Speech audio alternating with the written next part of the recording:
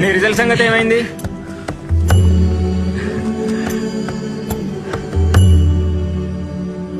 IPS. Yes sir. అతని ఆకలి అతన్ని ఆపలేకపోయింది. అతను లోపలికి వచ్చేశాడు. అంకుల్ గారు, అంకుల్ గారు, చాలా ఆకలిగా ఉంది. తినడానికి ఏమైనా ఇస్తే బదులుగా మీకు ఏదైనా పని చేసి పెడతాను. నా దగ్గర డబ్బులే ఉంది. రే చిన్న, ఇతనికి భోజనం పెట్టు.